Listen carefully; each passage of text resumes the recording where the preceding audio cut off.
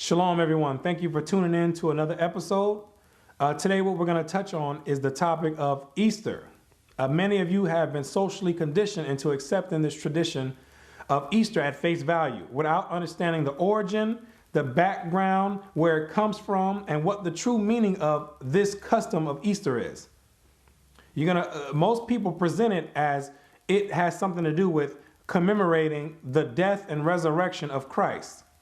But what you're going to find out in this video is that it has nothing to do with that at all and has everything to do with satanic worship and pagan rituals.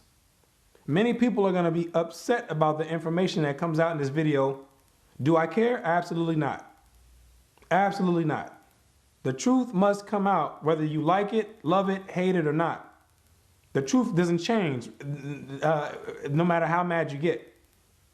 So that's what we're going to be dealing with in this video, and to give those that want to know both sides of the story and want to know exactly what it is that they're commemorating and taking part of every year.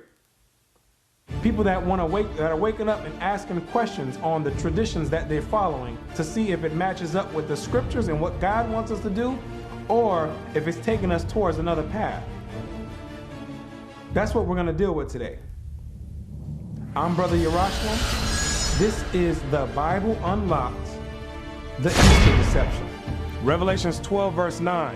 And the great dragon was cast out, that old serpent called the devil and Satan, which deceiveth the whole world. So this is the verse you need to keep in mind as we go into this lesson, that the prophecy in the Bible says that Satan would deceive the whole world. And what you're going to find out is that the festival of Easter is one of the many tactics that Satan used to be deceptive throughout the entire world.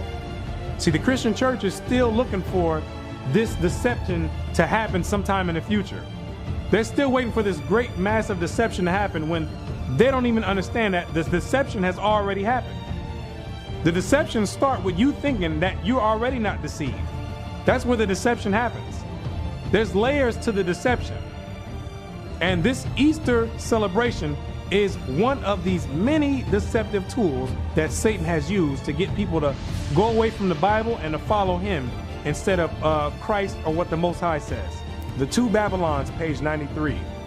The festival of which we read in church history under the name of Easter in the 3rd or 4th centuries was quite a different festival from that now observed in the Roman church. The festival that you celebrate, known as Easter during the time of Christ, was not celebrated the same exact way that they do today. It had nothing to do with bunnies laying eggs and Easter rabbits. The celebration was known as the Passover, something totally different, and it's going to explain in here, and it was never called Easter. Follow me. And at that time was not known by any such name as Easter. It was called Pasch, or the Passover. It was called what God told it to be called back in Exodus, the Passover, not Easter. You're going to find out that Easter is dealing with a totally different custom and God. That's what you're going to come to realize, that has nothing to do with the Bible at all. And though not of apostolic institution, was very early observed by many professing Christians in commemoration of the death and resurrection of Christ. And the Passover, in the correct context, was celebrated during the time of Christ by many of the Christians that follow the teaching of Christ.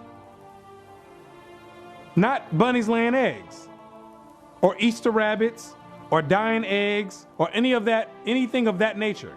It was the Passover. Socrates, the ancient ecclesiastical historian, after a lengthened account of the different ways in which Easter was observed in different countries in his time, i.e. the 5th century, sums up in these words. Socrates, who was a 5th century Christian church historian, went around and did his research and found out that this custom of Easter is being celebrated all throughout the world.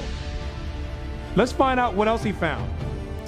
Thus much already laid down may seem a sufficient treatise to prove that the celebration of the feast of Easter began everywhere more of custom than by any commandment either of Christ or any apostle. Socrates, the Christian historian, found out that this Easter celebration has nothing to do with Christ or God or the Bible. Christ never gave a commandment for you to go out there and worship on an Easter. The apostles never gave a commandment for people to go out there and do Easter egg hunts. The Bible never said anything about doing this festival called Easter. He says this is something, this is a custom that was created by other people. Now I'm going to believe Socrates' account versus the Christian pastor's account, because Socrates was there during the time when the Roman Catholic Church amalgamated these pagan principles and practices into the Christian church. He was there around that time.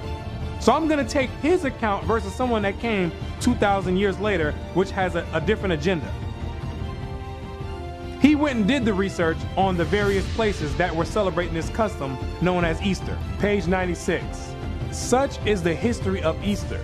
The popular observances that still attend the period of its celebration amply confirm the testimony of history as to its Babylonian character. The custom of Easter, throughout all research, it brings a paper trail all the way back to the Babylonians, the ancient Babylonians. That's where this custom derived from.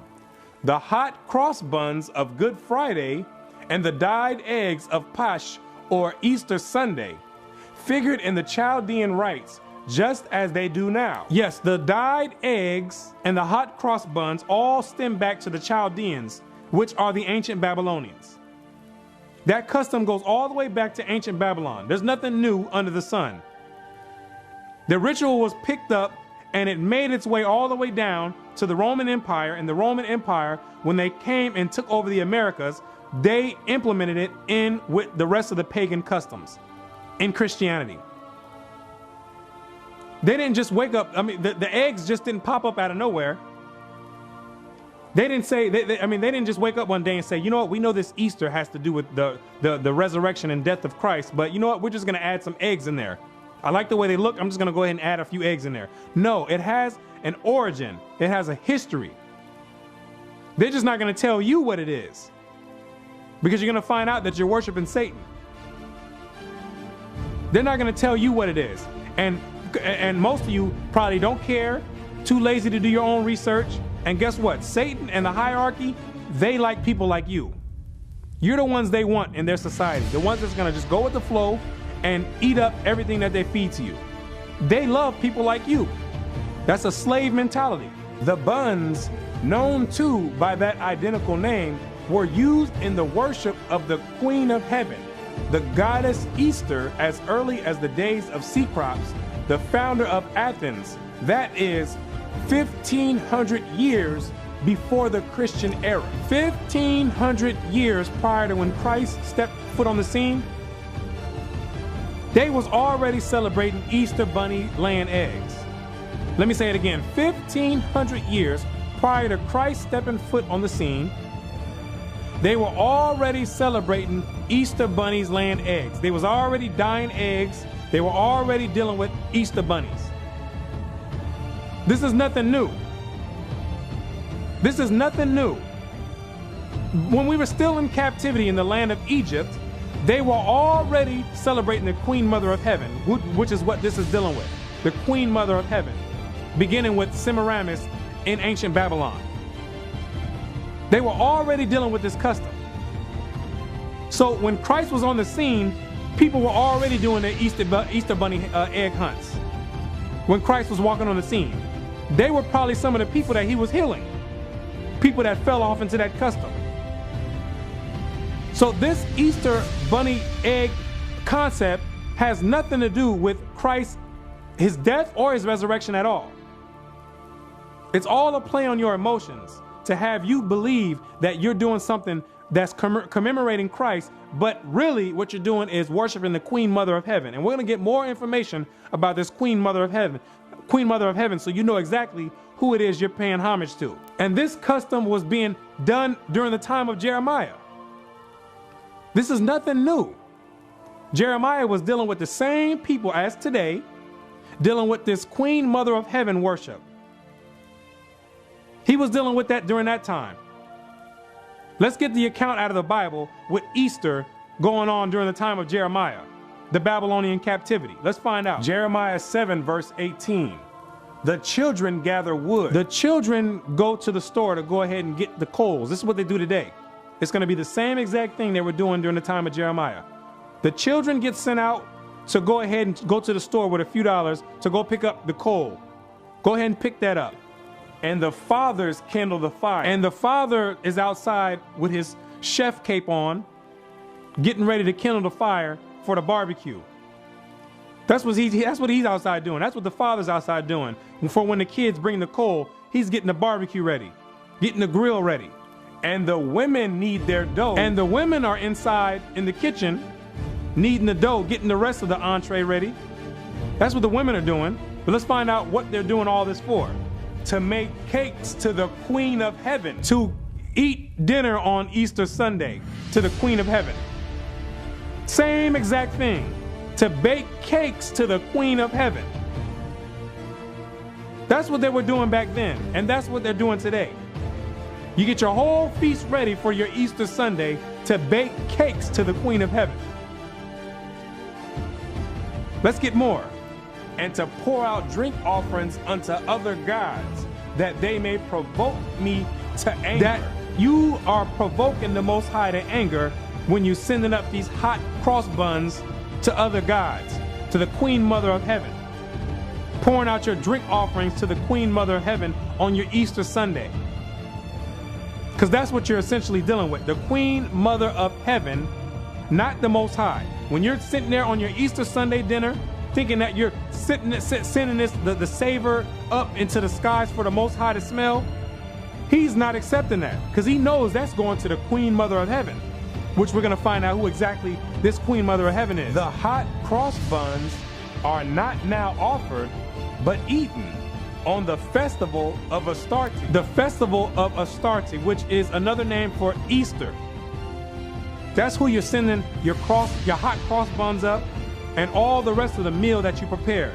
Not to the Most High, you're sending it up to Astarte. Let's find out who this Astarte is so we can be clear on what you're doing on this Easter Sunday when you're gathering all your kids together, cousins, nephews, uncles, aunties, little babies, all of old grandma. Let's find out exactly what you're doing and who you're sending this up to. That's what we're going to get ready to find out. Zondervan Bible Dictionary. Ashtaroth. Astarte. Ashtaroth is plural of Ashtoreth, name of any of the fertility goddess of the ancient Near East. Babylonian, Ishtar. The Babylonians called the Queen Mother of Heaven, which is what you're worshiping on Easter Sunday. The Babylonians called her Ishtar. Greek, Astarte. The Greeks called this same exact Queen Mother of Heaven that you're worshiping on Easter Sunday. They called her Astarte, which is the same exact god or same exact goddess as the Babylonians.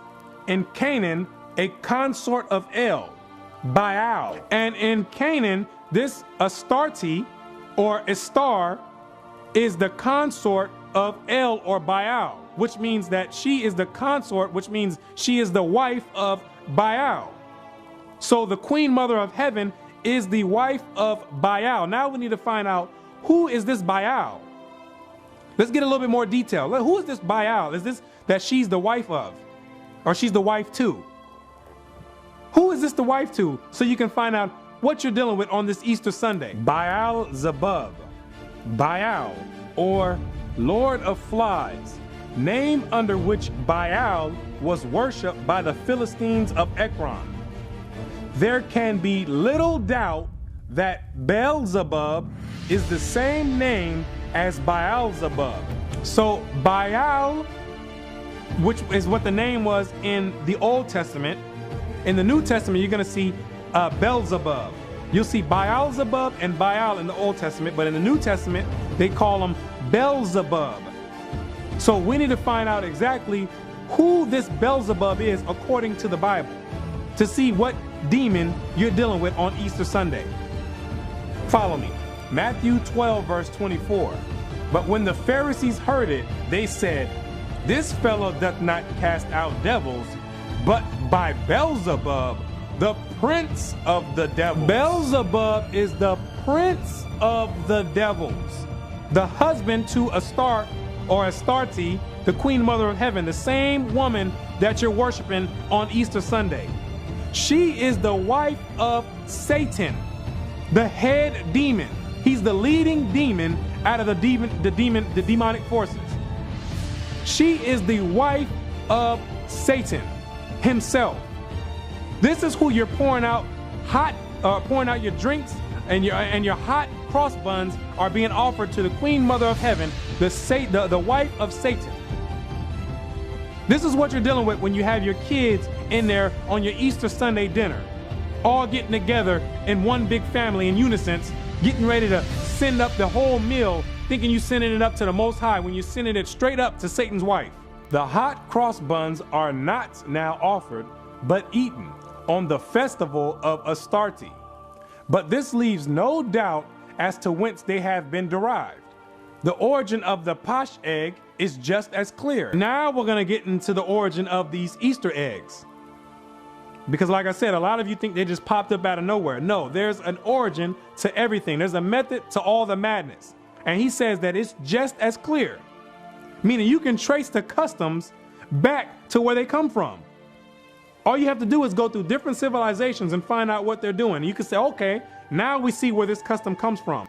The ancient Druids bore an egg as the sacred emblem of their order. Ancient Druids, which were the inhabitants of Europe in the land of Britain and Gaul and in Ireland, they were the ones, they were also dealing with this Easter egg. Let's find out who else was dealing with it. In the Dionysiaca, or Mysteries of Bacchus, as celebrated in Athens, one part of the nocturnal ceremony consisted in the consecration of an egg. The ancient Greeks were dealing with the consecration of an egg. They were dealing with the bunny rabbits laying eggs. And it had nothing to do with Christ. Trust me. Nothing to do with Christ, his death and his resurrection, because this is way before Christ. Let's get some more. The Hindu fables celebrate their mundane egg as of golden color. The Hindus were dealing with the bunny rabbit laying eggs. But the Hindus wanted to spice it up a little bit. So theirs was not just a regular egg, it was a golden egg. Let's find out who else was dealing with the egg. The people of Japan make their sacred egg to have been brazen. Japan was dealing with an egg. We didn't went all the way to Japan to find people dealing with eggs in pagan rituals. Let's get some more. In China, at this hour, dyed or painted eggs are used on the sacred festivals, even as in this country. China was even getting it in with the eggs. China, if you know anything about China, China is one of the most atheist countries in the world. They were dealing with an egg. They don't believe anything about Christ. A great deal of the people in that country. Pagans, atheists, they were dealing with an egg. Just like Socrates says, when he went around and did his research, he found out that this custom is in a variety of different places. And it had nothing to do with a commandment from Christ or the apostles. In ancient times, eggs were used in the religious rites of the Egyptians and the Greeks and were hung up for mystic purposes in their temples. From Egypt, these sacred eggs can be distinctly traced to the banks of the Euphrates. The banks of the Euphrates is going right back to ancient Babylon, where it all started, under Nimrod and the Tower of Babel. The same customs were taken from the Tower of Babel when the Most High split the tongues and he spread out the rest of the nations. They took their customs with them and they all went, that's why they're all similar. And the egg was definitely part of the Babylonian custom, which spilled over into Egypt, and then into Greece, and then into Rome, and then from Rome all the way over here to America. Same exact custom, just different faces and different characters used to cover it up. The classic poets are full of the fable of the mystic egg of the Babylonians, and thus its tale is told by Hyginus the Egyptian, the learned keeper of the Palatine Library at Rome. Now we're getting ready to find out where exactly did this legend of this egg come from? What is the origin of the story of this egg? So we can find out what you're dealing with on Easter Sunday when you got your kids out there doing Easter egg hunts. In the time of Augustus, who was skilled in all the wisdom of the native country, an egg of wondrous size is said to have fallen from heaven into the river Euphrates. So the legend is that an egg of wondrous size, some massive egg, all of a sudden came down out of heaven and fell into the river Euphrates. This is where the egg come from. Let's get some more. The fishes rolled it into the bank where the dove having settled upon it and hatched it. The fishes rolled it out of the water and put it on the bank where the dove came, sat on it, and hatched it. Now let's find out what happened when the dove hatched it. Who managed to pop up out of this egg? Out came Venus. Out came the devil's wife. That's who Venus is, Astarte, same exact goddess. Out came the devil's wife, who afterward was called the Syrian goddess, that is Astarte. Hence, the egg became one of the symbols of Astarte, or Easter. This is where you get your Easter bunny laying eggs at. It became a symbol of Easter, or Astarte, worshiping the Queen Mother of Heaven, Satan's wife. This is where it derives from. This is the legend behind it. This is what you have your kids dabbling with on your Easter Sunday when you're sending up hot cakes to the Queen Mother of Heaven. This is what you're dealing with. Yes, Satan gave his wife a holiday as well.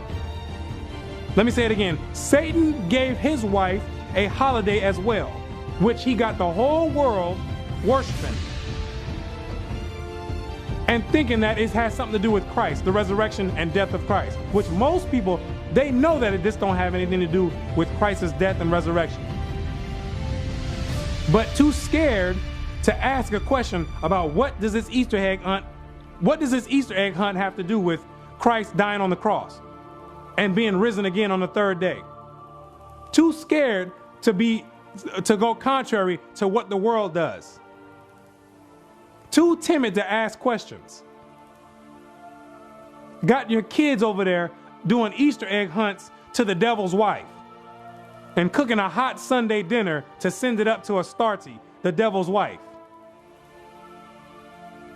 This is how Satan deceived the whole world. And accordingly, in Cyprus, one of the chosen seats of the worship of Venus, or Astarte, the egg of wondrous size was represented on grand scale. On a grand scale, all the way back then, 2,000 or 1,500 years prior to Christ, and all the way 2,000 years after Christ. On a grand scale, got your kids in churches on Easter Sunday sending hot cakes up to the Queen Mother of Heaven. Yes, I said it. Hot cakes. I'm going to keep saying it. Got your whole Hawaiian rolls, lemon meringue pies, got them all getting ready to get sent up to the Queen Mother of Heaven, Satan's wife, Satan's consort, Beelzebub. That's what you're dealing with on your Easter Sunday. That has nothing to do with Christ, is his resurrection or death. It's on a grand scale. And it's a tradition that most people do not want to let go because to them it feels good inside. They feel like they're doing something right for the kids. Well, guess what? That's what Satan wants you to believe. Satan deals with emotions. The Most High is not dealing with emotions. He's dealing with laws and commandments, what he told you to do and what he told you not to do. You want to deal with emotions? Satan is right there for you, caressing every single emotion and having you rationalize in your mind that it's okay to do Easter, even though you know it don't have anything to do with Christ and his resurrection. The Two Babylons, page 97. Now the Romish church adopted this mystic egg of Astarte and consecrated it as a symbol of Christ's resurrection. Guess who's in charge of your Easter bunny laying eggs? Yes, the Roman Catholic Church, the Roman pagan church, who has always been pagan from the foundation. Anything that has to do with Roman doctrine always has to be looked at with skepticism. They're the ones who took this concept of the egg and say, you know what? We're going to make this egg, which we know is going towards the Queen Mother of Heaven, Satan's wife, we're going to trick the people and make them believe that this egg has something to do with Christ's death and resurrection. Absolutely. Because during that time, Christianity, the doctrine of Christ, was on an uprise. The Romans had to find something. The Romans couldn't control it. So if you can't beat something, what do? You join it. And they did a great job in joining it. They did more than join it. They joined it, then took it over and cooked and kicked the true Christian doctrine out. That's what the Romans did. They wiggled their way inside the Christian doctrine when the Gentiles were able to get grafted in. This is how they repaid the Most High. By taking out his feast days and replacing it with Satan's feast days. Easter being one of them. The first 7 ecumenical councils, page 68. In the second declaration, the bishops ruled that Easter should be celebrated at the same time throughout the empire. This is during the Council of Nicaea. It wasn't some political party that came and said, you know what, we're going to institute Easter. It was the Roman Catholic Church, the bishops, who said, we're going to make this part of the Christian doctrine. We're going to take this pagan holiday because we know that the Roman citizens don't want to let it go. So we're going to take this and we're going to add it to the Christian doctrine so you can get the best of both worlds. You can worship Satan, the pagans can worship Satan, and we can act like we're worshiping the Most High at the same time. But we really want to worship Satan because his holidays feel a little bit better. You can be a little bit more liberal on his holidays. We don't really want to deal with Satan's or the Most High's holidays. And you have to understand, with the Roman Catholic Church, they were always pagans, and through their pagan gods, when they went out to fight wars, they would always make sacrifices to the pagan gods. So they believed heavily in these pagan gods because that's how they were winning all these wars when they went and stomped all the people, going through different countries, stomping out all the people. Then they attributed that to all those pagan gods that they were worshiping. So they did not want to give those gods up. But like I said, when the Christianity was on an uprise, they had to find some way to suppress it. So they just blended them both together so they can still worship their same gods, Satan, and make people think that the other people are really worshiping the Most High God. Acts 16 verse 20. And brought them to the magistrates, saying, these men, being Jews, do exceedingly trouble our city. This is Paul being brought by the masters of some lady that he just healed because she had a spirit of divination on her.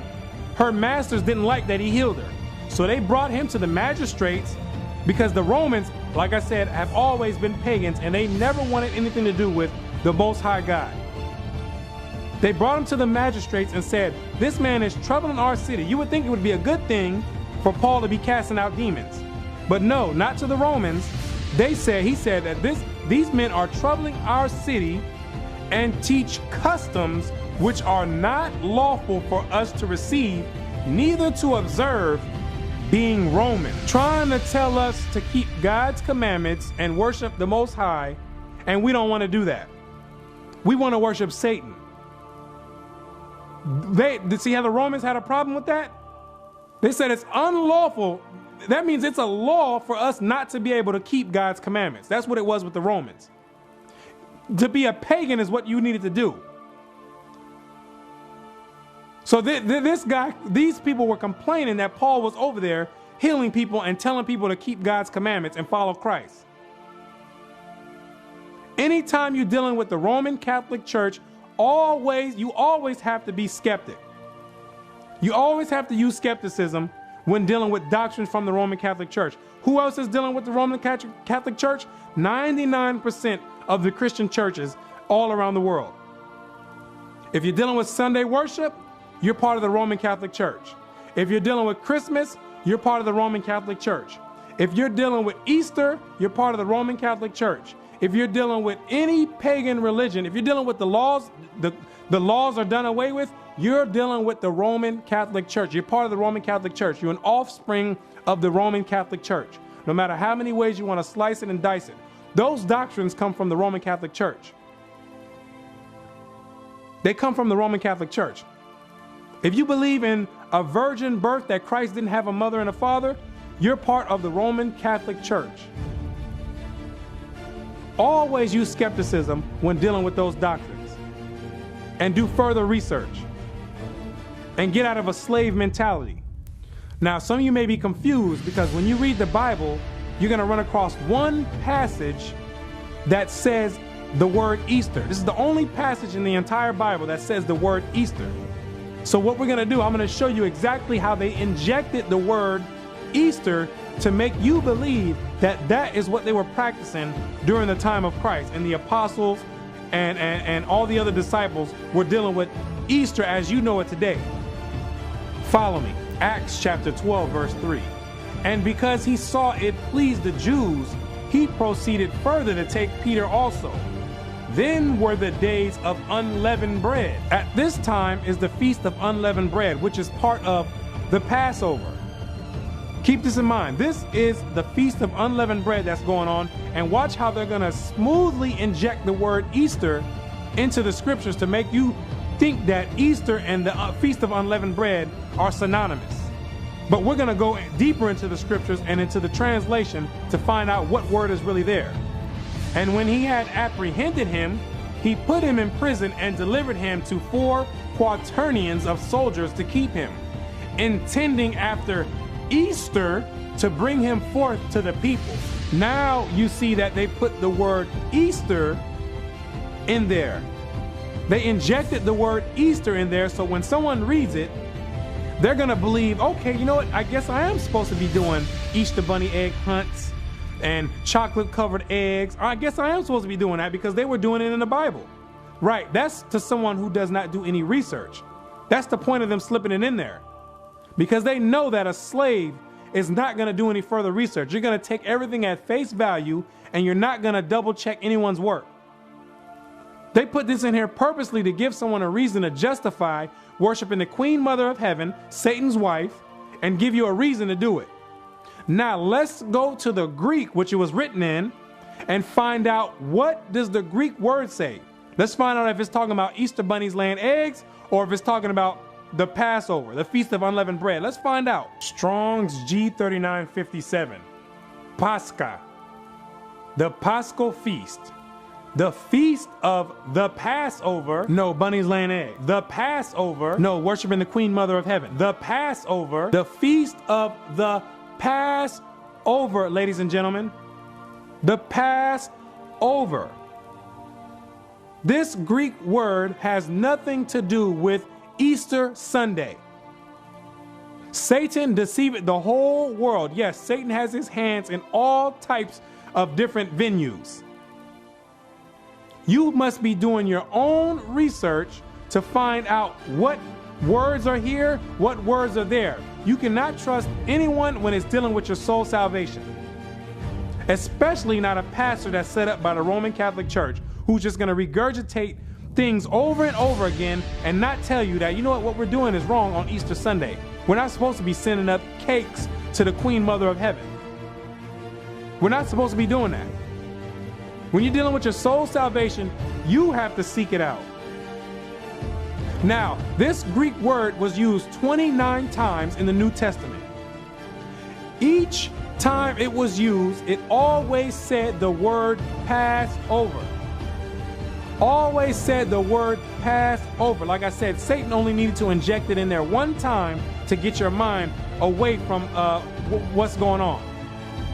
To allow your mind to justify worshiping him, because he can care less if you worshiping him unaware or if you worshiping him on purpose. He can care less. Long as he can get you out of doing what God says, he's in the right mode. Now let's find out what the scholars say about this translation on this Easter here. The Two Babylons, page 93. Everyone knows that the name Easter, used in our translation of Acts 12 verse 4, refers not to any Christian festival, but to the Jewish Passover. Everyone knows that this word Easter is not supposed to be there. Everyone knows that Satan done injected the word Easter into the Bible. And when he says everyone, he's not talking about the peasants going to church on Sunday the Sunday worshipers that's going in there, not opening up the Bible, sitting there in a Sunday church, listening to someone preach, which ain't coming from the Bible, for 2 hours, getting up, singing songs and dancing, paying tithes and going home. He's not talking about you. When he says everyone, is referring to everyone in the hierarchy that has their hands in the Christian doctrine. The high-ranking bishops that are controlling the Christian doctrine going around. The Bible scholars, they all know that this translation is incorrect. They all know that this translation is incorrect. The translators, when they translate the Bible, they know that translation doesn't go there. But they're under someone else's authority, and they are forced to put that translation there as Easter when they know it does not say Easter there. And we're going to prove that they know it as well. Everyone knows that translation does not go there. This is one of the few places in our version where the translators show an undue bias. This is one of the few places in the Bible showing that Satan has his hand in the translations. That's what he's saying. This is one of the few places where you can see clearly Satan's signature on it. Because it's a clear, purposely done mistranslation. It's not like it was something difficult or some difficult translation, some difficult Greek word. It was a clear mistranslation on purpose. And when he says everyone, we're getting ready to prove that everyone knows this. All your Bible scholars, all the top bishops, the Roman Catholic Church, they all know that word Easter does not go there. But remember, Satan is controlling the whole thing. Satan controls the world. He's in control of this world. Satan is at the helm of the Roman Catholic Church. Zondervan Bible Dictionary. Easter, Passover, rendered Easter in Acts 12 verse 4 KJV, but correctly translated Passover in ASV. Correctly translated Passover. This is from the Bible scholars. Correctly translated Passover in the ASV. Knowing and showing that the scholars know that does not go there. But they're going to continue putting that word Easter there because of the powers that be.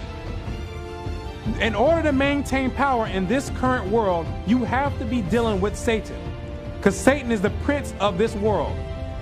As soon as you start trying to go to righteousness, referring to the hierarchy, Satan is going to move you out of the way, and he's going to lift someone else up who's going to do his job. So in order to maintain the high status, they have to continue pushing Satan's agenda in order to keep global power.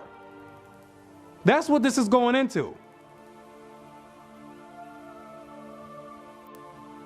Now, let's deal with the main premise that the Roman Christian Church uses to justify their Easter Sunday worship. It relies off of the premise that Christ rose on a Sunday, hence Easter Sunday. Now we can commemorate the resurrection of Christ because it happened on the first day of the week, and now we're justified for doing it. Now let's find out if that's true according to the scriptures, because it sounds good from the surface when you hear somebody talk without backing it up. Let's go into the scriptures and find out, did Christ rise on a Sunday, or is that another tactic used by the devil to deceive the whole world? And you be the judge. Matthew 28 verse 1. In the end of the Sabbath, as it began to dawn toward the first day of the week, came Mary Magdalene and the other Mary to see the sepulchre. This is what I need you to do right now. I need you to pay attention to what you're reading. Shake off the religion and pay attention to what you're reading. It says, as it began to dawn toward the first day of the week. Meaning it was not the first day of the week, it was dawning toward the first day of the week. Meaning the sun was getting ready to drop, but it was still the Sabbath day. Understand this. I need to speak like this, because when it doesn't matter, people with high educations can't understand this basic concept that's getting ready to be brought out. Because that religion, when it grabs you, it's got a hold on you like worse than any drug. Dawning toward the first day of the week. That means it was still the Sabbath day. Let's find out what happened when Mary Magdalene came to the sepulchre of Christ. Verse 5, and the angel answered and said unto the women, fear not ye, for I know that ye seek Jesus, which was crucified.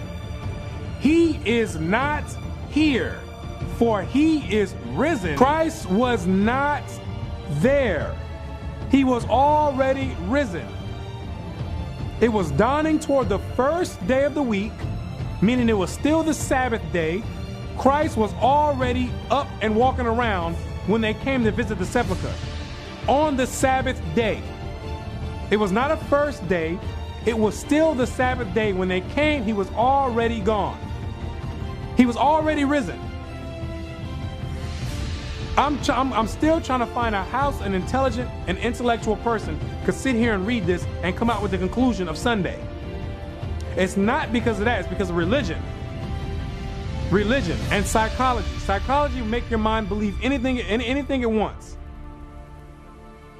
And you're going to find out how powerful psychology is when we get ready to go into this next part of the topic. Psychology is on another level. That's what Satan's dealing with, psychology. To make you believe that this is talking about the first day of the week to try and justify Sunday worship and Easter worship and Easter Sunday. When it's clear that Christ was not in the tomb when they came, when it was dawning toward the first day of the week. He was gone already. Understand that. That's your Easter Sunday already gone. Telling you that the premise is a lie. It has nothing to do with Christ. It has everything to do with worshiping the Queen Mother of Heaven, Satan's wife. Has everything to do with cooking hot buns to the Queen Mother of Heaven, as they were doing it 1,500 years prior to Christ. Before he was even on the walking the earth, they were already doing this. But now the Roman Catholic Church amalgamated this practice in and trying to find every little scripture they can to try to make it, to try to justify the pagan worship and make all the masses believe it. And you will believe it if you're a slave. A slave mind will believe it. You'll believe anything that's tossed in front of you, like something as simple as this. The pastors make sure they leave no room for questioning at the end of the sermon. And when you do ask them a question, they're not going to bring you to the Bible. They're going to give you a bunch of philosophy on how we're supposed to be doing Easter. Sending your soul right to the lake of fire. That's what's going on. We need to touch on the Good Friday deception. Because the Good Friday goes off of the premise that Christ died on a Friday and he rose on a Sunday. But when you go to the scriptures, you're going to find out there's a problem with that. Watch Matthew chapter 12, verse 40. For as Jonah was 3 days and 3 nights in the whale's belly, so shall the Son of Man be 3 days and 3 nights in the heart of the earth. It says he would be 3 days and 3 nights in the heart of the earth. I'm still trying to figure out what mathematical equation the Christian church has came up with in order to get 3 days and 3 nights from Friday to Sunday. I'm trying to figure out what type of dimension they're delving into to make this add up. I've counted this thing multiple times and I can't figure out how you get 3 days and 3 nights and have a whole billions of people believe that this math adds up. Let's count and see if we can get it, because maybe I'm mistaken. Maybe I haven't delved into that 4th or 5th dimension that these other people are delving in to see this. Friday night to Saturday night is 1 day. Saturday night to Sunday night is 2 days. Christ said he would be in the belly of the earth for 3 days. That means it would be from Sunday night to Monday night would be 3 days, which we know is still a lie because Christ rose on a Sabbath. When they came to the sepulchre, he was already gone when it was dawning toward the first day. So the whole premise is wrong. The whole premise is built off of deceit. Christ, you can't get 3 days and 3 nights from Friday to Sunday. It's impossible. Einstein can't do it. I don't care what mathematician you bring out, he can't do it. This is basic mathematics that you learn in the 1st grade or in kindergarten. Now let's do the math correctly to find out when he died. We know he rose on a Sabbath day for sure. So we go Wednesday to Thursday, that's 1 day. Thursday to Friday, that's 2 days. Friday to Saturday. Amazing how the math adds right up. Christ didn't die on a Friday, ladies and gentlemen. He died on a Wednesday.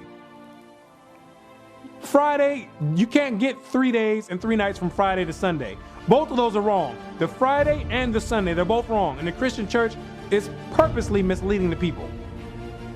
Purposely misleading the people off of simple mathematics that any first grader could put together.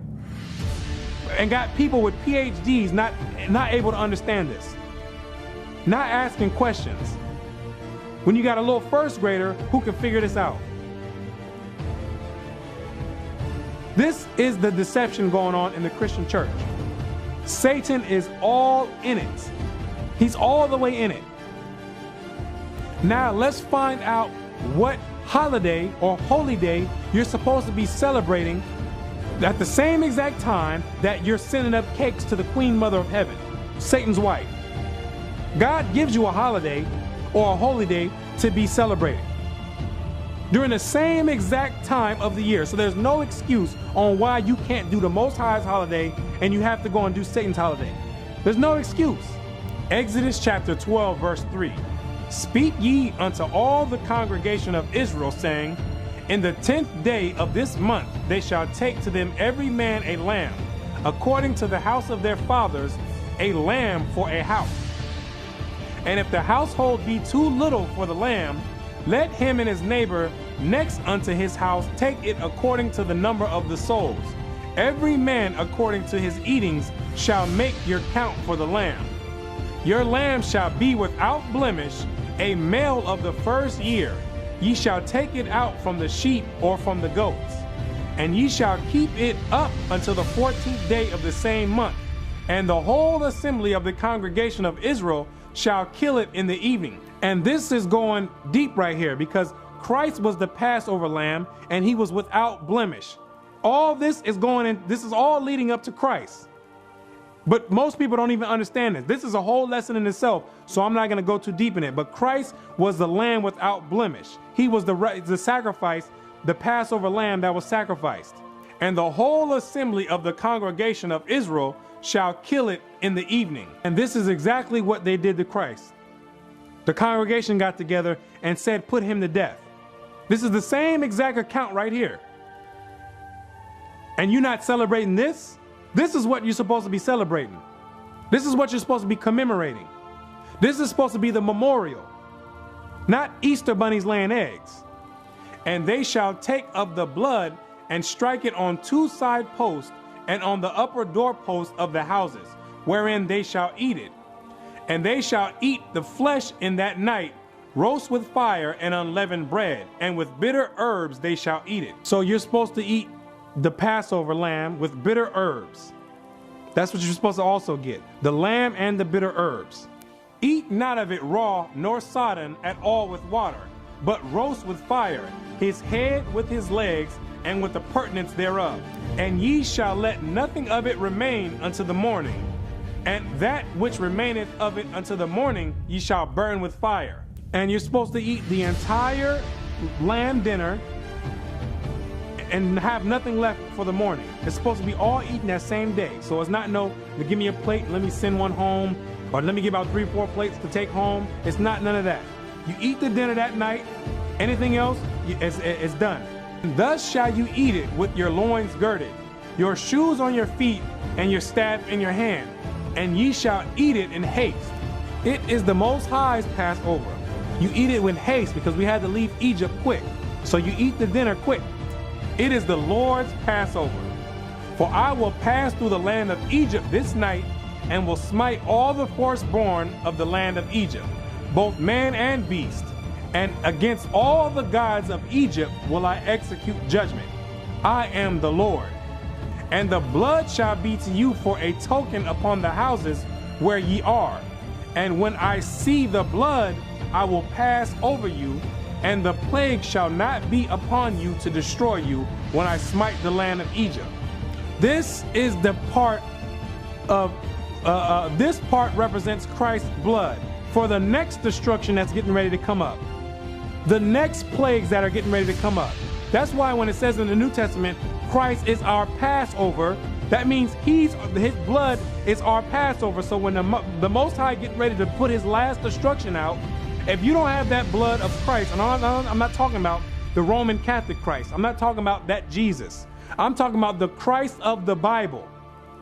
If you don't have that blood sprinkled on you, get ready to die. If you get caught and on Easter Sunday sending up cakes to the Queen Mother of Heaven, get ready to die on that one. That's what the blood is commemorating.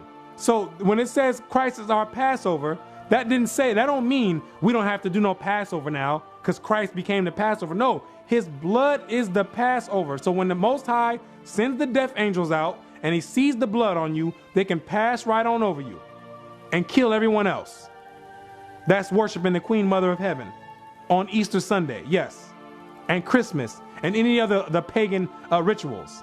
And this day shall be unto you for a memorial, and ye shall keep it a feast to the Lord throughout your generations. Ye shall keep it a feast by an ordinance forever. What do you not understand about forever is my question. We wouldn't have this discussion if people went into the Old Testament, found out what the Most High said. This discussion wouldn't even be on the table. The Most High said forever. Forever. That means 1,000 years pass, you got another 1,000,000 years left. After that 1,000,000 years is left, you still got another 100,000,000 years left. Forever. It didn't say until Christ came and died on the cross. It didn't say until Paul went out preaching the word. It didn't say until the Roman Catholic Church took over the Christian doctrine and forced Easter upon you. It said forever. There should be no dispute on what you're supposed to be doing during the time, because the Most High gives you two choices. He gave you Easter, that's a choice, or the Most High's Passover, when he tells you right now that it's supposed to be celebrated forever. Which one are you going to pick is the question. I can't pick it for you. The Most High is not going to pick it for you. 7 days shall ye eat unleavened bread. Even the first day ye shall put away leaven out of your houses. On the first day, you're supposed to take leaven out of your houses. Leaven is yeast. Anything that's a rising agent is supposed to be taken out of your house. And you're supposed to eat unleavened bread, things like crackers, things that don't have any rising elements in it. You eat that. I mean, you can eat other things, but you can't have anything with yeast and rising agents in it. Of course, you can eat your regular meals, your chicken, your beef. You can eat whatever else you want, but nothing with a rising agent in it during the 7 days of unleavened bread. This is the Most High's feast. For whosoever eateth leavened bread from the first day unto the 7th day, that soul shall be cut off from Israel. And if Christ return and it's a Passover, and he catch you slapping your lips on leavened bread, you're gonna die.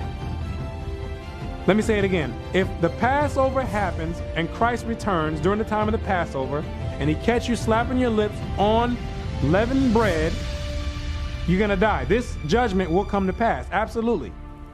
Because you won't be covered with the blood anyway. You're gonna be off doing your own thing. Worshiping the goddess of star, the Queen Mother of Heaven. You're gonna be doing that, worshiping, doing Christmas. That's what you're gonna be doing. So you're not gonna have the blood on you anyway. And in the first day, there shall be an holy convocation. And the first day of the Most High's feast, not Satan's feast, the Most High's feast is a holy convocation. You know the same exact thing you do on your Easter Sunday when you get together with all the church to send up hot buns to the Queen Mother of Heaven? Yes, for the Most High's feast is a holy convocation. You get together with your family, get together with a congregation, you get together, the same exact thing that you're doing for Satan, just you do it for the Most High. That's the difference. And in the 7th day, there shall be an holy convocation to you. And guess what? You get another convocation on the 7th day. So you get 2 holy convocations to get together with everyone. 2's better than 1, right? So why would you want to take Satan's 1 when you can have the Most High's 2? No manner of work shall be done in them, save that which every man must eat.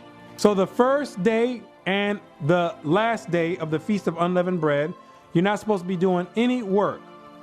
If you're able to take those days off of work, take them off.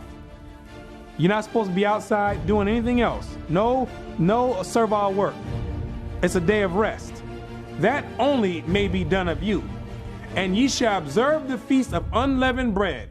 For in this selfsame day have I brought your armies out of the land of Egypt. Therefore shall you observe this day in your generations by an ordinance forever. How many times do the Most High have to tell you forever? He knows that people are just not going to understand it. So he has to tell you forever 2 times in the same sentence or in the same chapter. Forever. Forever means forever. That does not mean there's a time period when it stops. Forever means forever.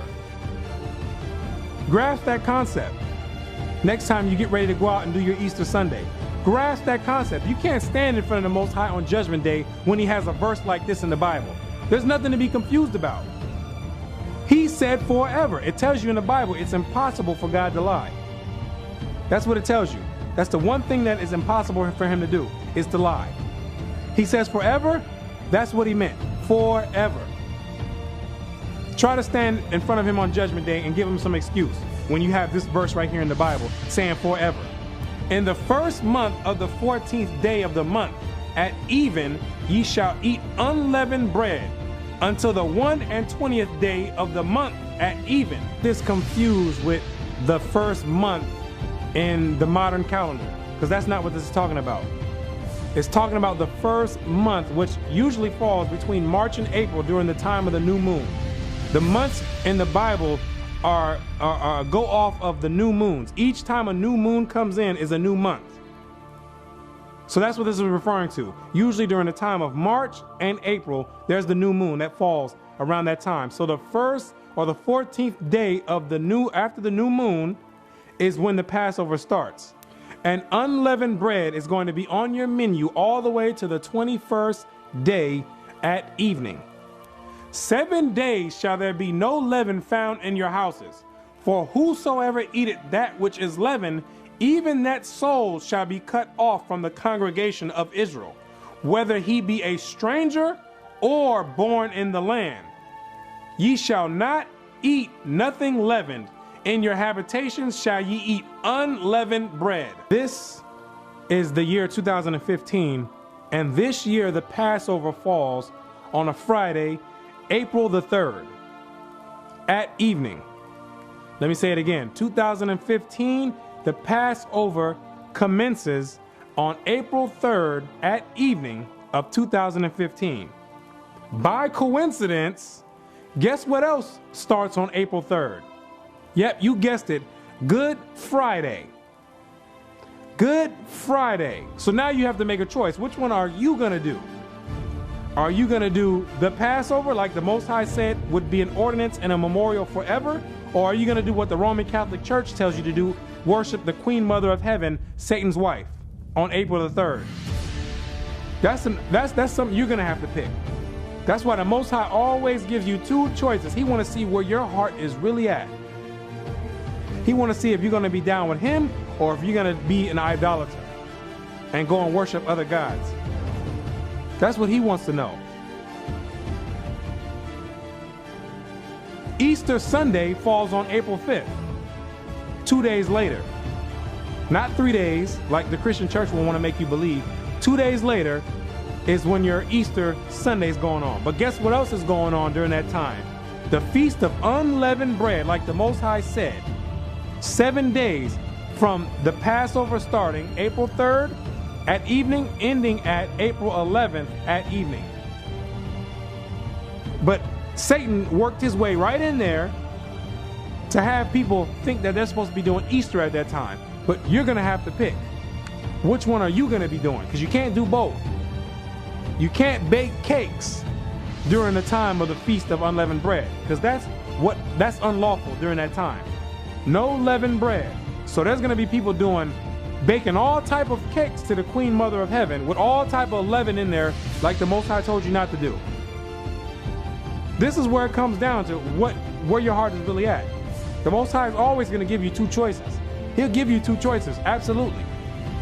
He'll give you your opportunity. If you want to worship Satan, you go right ahead. But there's a punishment for being an idolater. There's a punishment for doing what you think is right instead of what the Most High told you is right. Revelations 21 verse 8. But the fearful and unbelieving and the abominable and murderers and whoremongers and sorcerers and idolaters, people that's worshiping on Easter Sunday, sending cakes and prayers up to the Queen Mother of Heaven on Easter Sunday. All idolaters, Christmas worshipers, all idolaters, man, they all in this list. And all liars shall have their part in the lake which burneth with fire and brimstone, which is the second death. This is where life-changing decisions are made. When truth comes out, this is how you find out what someone's really about. If they truly believe in the Bible, which most people don't, or if they just covering it up to use as a cover-up for the other gods that they really want to worship. This is where you find out right here. And you're going to find out most people are not down with the Most High God in the Bible. That's why it tells you a remnant shall be saved. Most people don't understand what a remnant means. They don't understand that. They're going to get caught as a thief in the night. Whoever's not on guard, taking things at face value and not doing your backup research. You got to understand that this is your soul salvation. This, you're only here on earth for 70, 80 years if you're lucky. After that, you gotta deal with eternity. Eternity is a very long time. And if you want to be in this hot lava lake for eternity, by all means, continue worshiping the Queen Mother of Heaven and have fun doing it. I'm telling you, you better live it up. Live it up. And don't look back. Because you're going to have a lot of looking back to do in that lake of fire. If you get sent there, you got to have a lot of looking back to do on how fun it was doing the Easter egg hunts with your children, all that you're going to have. Because those are only memories you're going to have.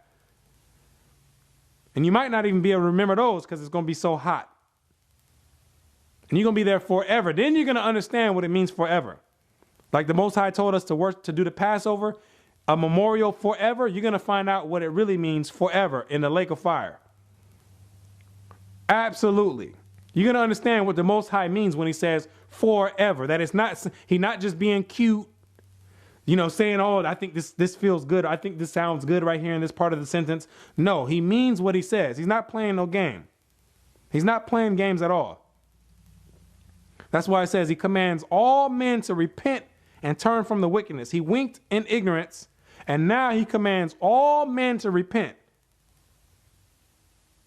But it's hard to repent when you have your lust in and you're invested in Satan. It's very hard to repent when you have your mind in what Satan's doing. And Satan has a grab on you and he has a hold on you. Understand this. So with that, I'm going to say shalom and peace and blessings to the 12 tribes and all the rest of the viewers coming back in these last days. Shalom.